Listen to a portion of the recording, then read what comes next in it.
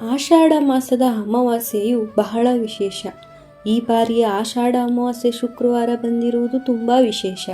ಇದೇ ದಿನದಂದು ಅದ್ಭುತ ಯೋಗವು ರೂಪುಗೊಳ್ಳುತ್ತಿದ್ದು, ಇದರಿಂದ ಕೆಲವು ರಾಶಿಚಕ್ರದ ಜನರು ಬಹಳಷ್ಟು ಹಣವನ್ನು ಪಡೆಯಬಹುದು.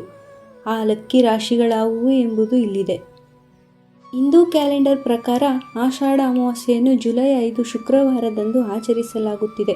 ಹಿಂದೂ ಧರ್ಮದಲ್ಲಿ ಆಷಾಢ ಮಾಸದ ಅಮಾವಾಸ್ಯೆಯನ್ನು ಬಹಳ ವಿಶೇಷವೆಂದು ಪರಿಗಣಿಸಲಾಗಿದೆ. ಈ ದಿನ ಪೂರ್ವಜರಿಗೆ ನೈವೇದ್ಯವನ್ನು ನೀಡಲಾಗುತ್ತದೆ.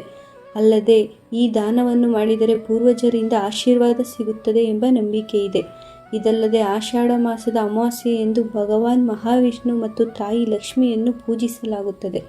ಇದಲ್ಲದೆ ಶನಿಯು ಈ ಸಮಯದಲ್ಲಿ ಹಿಮ್ಮುಖವಾಗಿ ಚಲಿಸುತ್ತಿರುವುದರಿಂದ ಈ ಆಷಾಢ ಅಮಾವಾಸ್ಯೆಯಂದು ಶಶಾರಾಜಯೋಗವು ರೂಪುಗೊಳ್ಳುತ್ತದೆ. ಇದರಿಂದ ಕೆಲವು ರಾಶಿಚಕ್ರದ ಜನರು ಬಹಳಷ್ಟು ಹಣವನ್ನು ಪಡೆಯುತ್ತಾರೆ. ಆ ಲಕ್ಕಿ ರಾಶಿಗಳಾವುವು ಎಂಬುದು ಇಲ್ಲಿದೆ.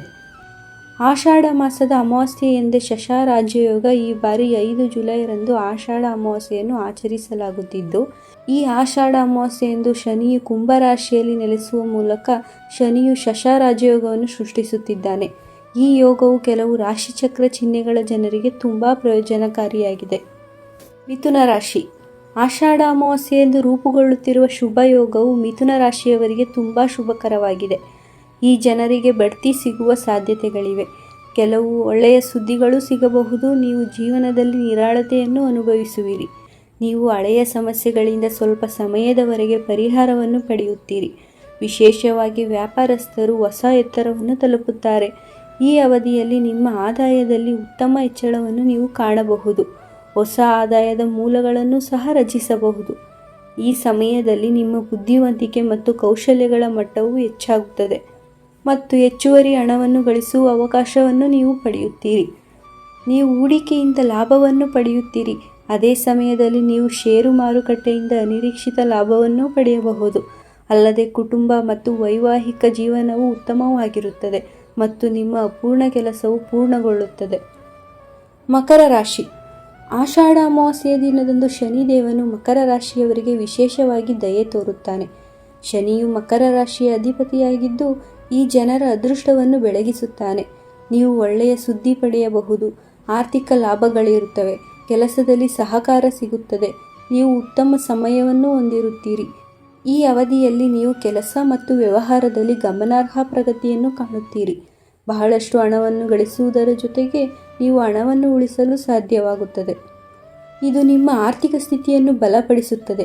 ಉದ್ಯೋಗಸ್ಥರು ಈ ಸಮಯದಲ್ಲಿ ತಮ್ಮ ಕೆಲಸದ ಮೇಲೆ ಮಾತ್ರ ಗಮನ ಹರಿಸುತ್ತಾರೆ ಮತ್ತು ತಮ್ಮ ವೃತ್ತಿ ಜೀವನದಲ್ಲಿ ಮುನ್ನಡೆಸುತ್ತಾರೆ. ಅಲ್ಲದೆ ನಿರುದ್ಯೋಗಿಗಳಿಗೆ ಹೊಸ ಉದ್ಯೋಗ ಅವಕಾಶಗಳು ದೊರೆಯಲಿವೆ. ಈ ಅವಧಿಯಲ್ಲಿ ಉದ್ಯಮಿಗಳು ಉತ್ತಮ ಲಾಭವನ್ನು ಗಳಿಸುತ್ತಾರೆ. ವ್ಯಾಪಾರವನ್ನು ವಿಸ್ತರಿಸುತ್ತಾರೆ. ಕುಂಭರಾಶಿ. ಕುಂಭರಾಶಿಯ ಅಧಿಪತಿಯು ಶನಿಯೇ. ಅಲ್ಲದೆ ಶನಿಯು ಪ್ರಸ್ತುತ ಕುಂಭದಲ್ಲಿ ಹಿಮ್ಮುಖವಾಗಿ ಚಲಿಸುತ್ತಿದ್ದಾನೆ.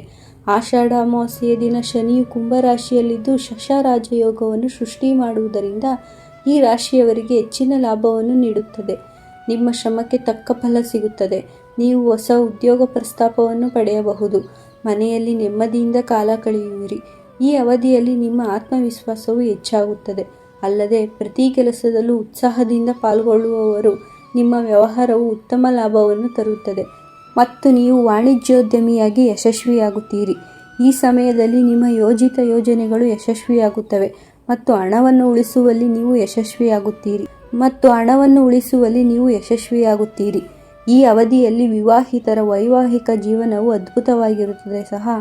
ನೀವು ಪಾಲುದಾರಿಕೆ ಕೆಲಸದಲ್ಲಿ ಉತ್ತಮ ಪ್ರಯೋಜನಗಳನ್ನು ಪಡೆಯಬಹುದು.